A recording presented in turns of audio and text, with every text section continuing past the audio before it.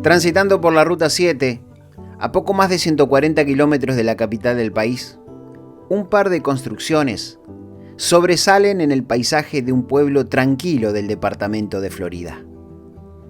Dos mojones que marcan la historia de la localidad que hoy lleva el nombre de Alejandro Gallinal, originalmente Cerro Colorado.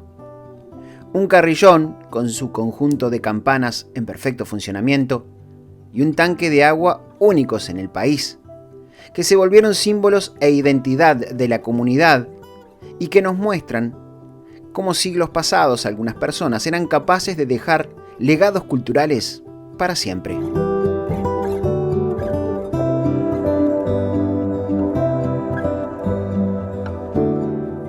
Como ocurrió en la mayoría de los pueblos del interior, el origen del mismo está relacionado a la llegada del tendido de la vía del tren a ese lugar. En este caso, la estación Cerro Colorado. Fue así, con la llegada de los ingleses,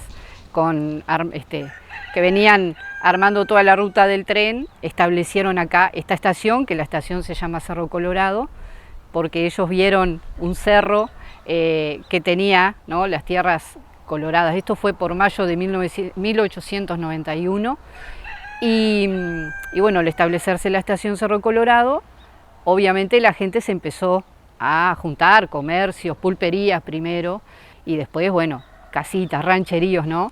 Y así fue como se fue armando esta comunidad. No es algo que vinieron todos, vinieron de muchos lados y se fueron quedando.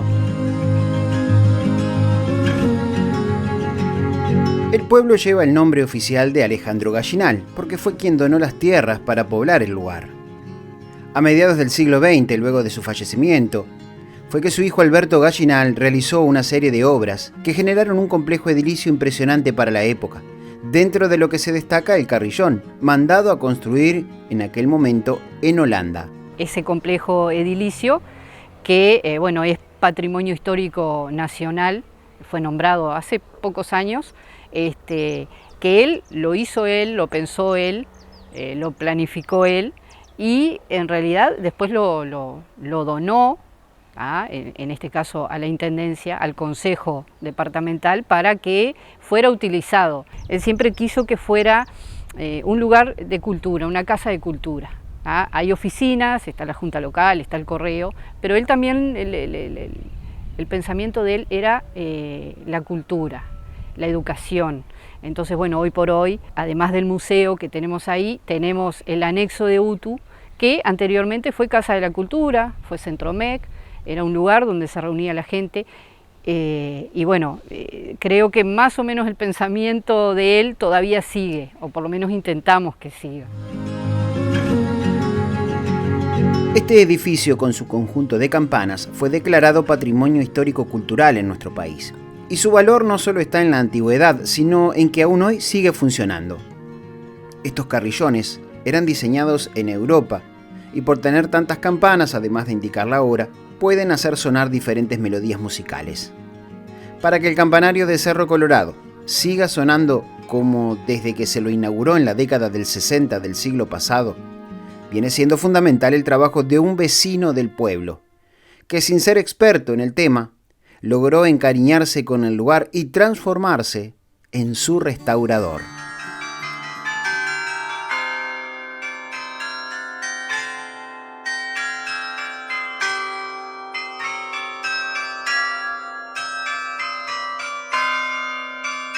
Tuve la posibilidad, me hicieron la oferta de reconstruir esto, que estuvo muchos años abandonado. En primer lugar lo dudé un poco porque lo veía bastante difícil, pero después, como te decía, lo empecé a estudiar y me empecé a entusiasmar. Y bueno, de a poquito lo fuimos reconstruyendo y se hizo todo lo que se pudo para mantenerlo totalmente original. Y bueno, y está funcionando. En este momento está funcionando casi como en los primeros tiempos, vamos a decir. Fue algo para mí, es muy importante porque es un logro que O sea, nunca había pensado que podía llegar a hacerlo y es una satisfacción. Cada campana tiene un nombre grabado de integrantes de la familia Gallinal y sus antepasados. Son 23 campanas en total. Cada una representaría una nota musical, lo que le permite generar las melodías que surgen del mecanismo original del carrillón. Cintas perforadas que van pasando por un rodillo que va activando cada campana. De las cintas originales hoy se conservan 2, las que son celosamente custodiadas y utilizadas en momentos especiales, como por ejemplo la que contiene las estrofas del himno nacional.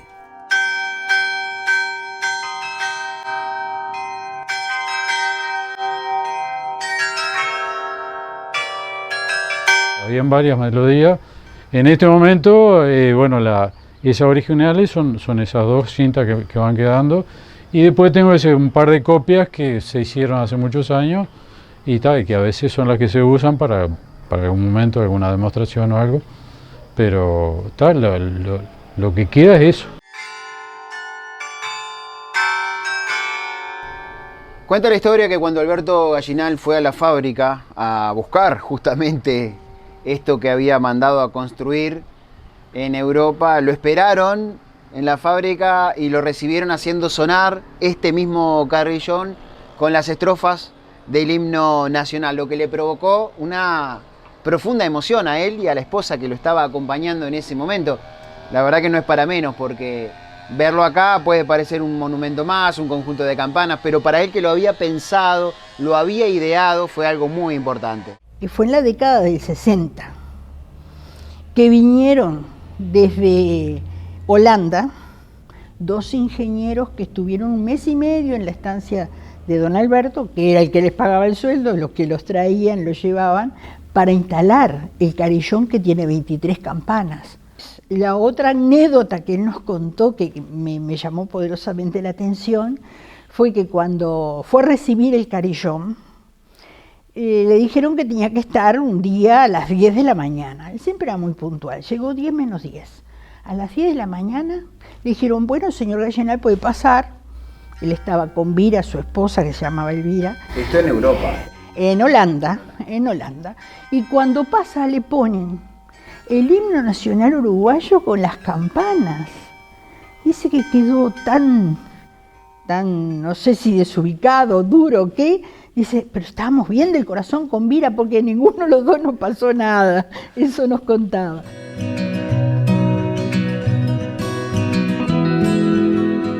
La estructura que también llama la atención a todo el que pasa por la Ruta 7 atravesando el pueblo es el tanque de agua, que pudo haber sido como tantos otros de los que se construían en el interior del país. Pero no, Gallinal decidió que podía tener un aspecto diferente. El tanque de Ose había sido anterior, porque era para dar agua al pueblo. Tiene una capacidad de 60.000 litros, pero tiene un diseño único en el país. No hay otro en el país con ese diseño. También diseño holandés.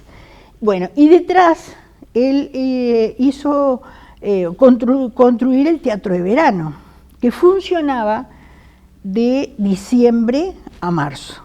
Bueno, en su inauguración había venido la Filarmónica del Sodre, también venían del Sodre a actuar como Candó y otros destacados actores, todos de la Comedia Nacional, y venían a actuar ahí. Las actuaciones no eran sin un costo para los que asistíamos. En una oportunidad se cobraban 10 pesos, pero eso no eran para los bolsillos de la familia Gallinal. Esos 10 pesos se guardaban y después se utilizaban. En las instituciones se repartían del pueblo, fuera escuela o el liceo que empezaba a funcionar, o se pagaban los abonos antes de que funcionara el liceo para que los hijos del establecimiento de don Alberto y de acá de Cerro Colorado pudieran viajar a Casupá en tren, que era el lugar de donde estaba el liceo, más próximo.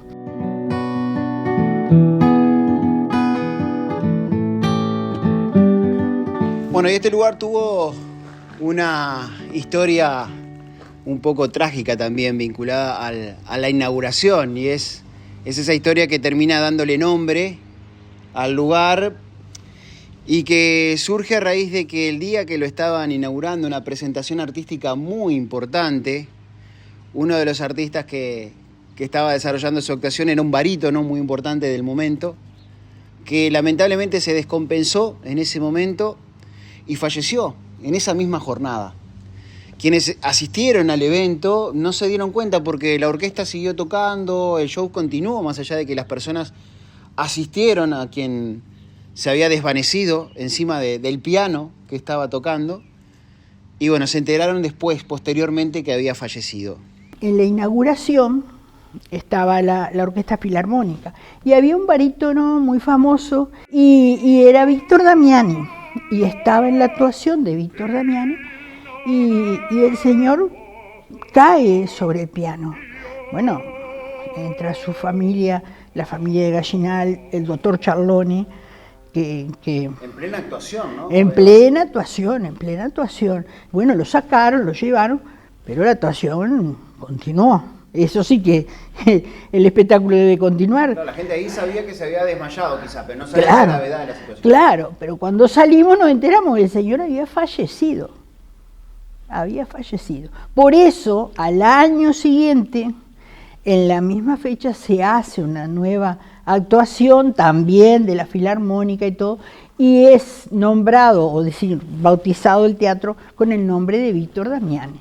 Y yo estaba en esa oportunidad, estaba con mis padres, cuando yo vivía en Arteaga.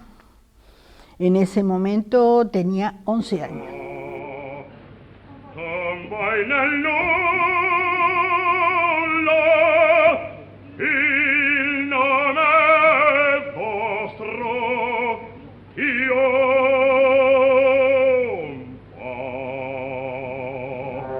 Alberto Gallinal fue un hombre muy influyente para su época, sobre todo por su mirada social. Habiendo nacido y administrado mucho tiempo lugares emblemáticos como la estancia San Pedro de Timote, dejó un legado que trascendió su pueblo y departamento. Hay que recordar que fue él el creador del Plan MEVIR, que erradicó las viviendas precarias de miles de trabajadores rurales. El edificio que forma parte del Carrillón desde su origen fue utilizado con fines útiles para la comunidad: educación, oficinas municipales y de servicios, y un museo donde se destaca la vida del gaucho y periódicamente colecciones particulares. Y te digo, lo del pueblo, considero que realmente debería llamarse Alberto Gallinal, porque fue el que nos puso la mano en todo, ¿viste? Porque yo te dije lo de el tanque de OCE, pero también está en la luz, también está en la iglesia, que la iglesia no solo fue la familia Gallinal, intervino también la familia Heber y también un poco la familia Arteaga. Yo a veces creo que no hemos sabido, no sabemos todavía nosotros valorar bien todo lo que nos ha dado. Acá fueron las primeras pruebas prácticas de una vivienda, de lo que posteriormente fueron las viviendas de MEVIR, se hicieron acá en Cerro Colorado con vecinos conocidos de él, y él hacía todo tipo de pruebas, ¿no? Con arquitectos, con gente conocida, muy preocupado de que la vivienda fuera económica, porque las viviendas de MEVIR también las paga, ¿no? Uno, no es que te las regalen.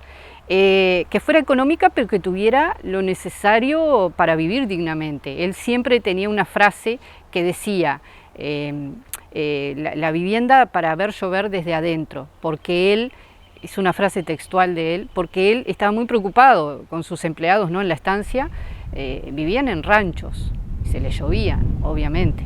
Entonces él quería erradicar eso, por eso ese pensamiento tan visionario, siempre muy preocupado. De hecho, a los empleados que se jubilaban de las estancias, él les llegó a crear viviendas y se las regaló. Era como, ¿no? Como un regalo de agradecimiento también.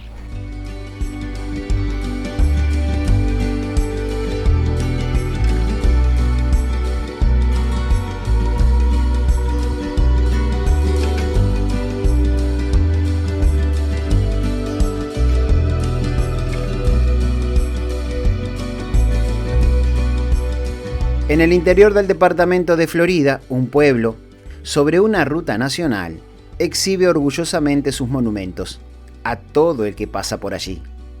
Vecinos que naturalmente aspiran a mejorar, al desarrollo del lugar, con el desafío de valorar lo que tienen y lo que son.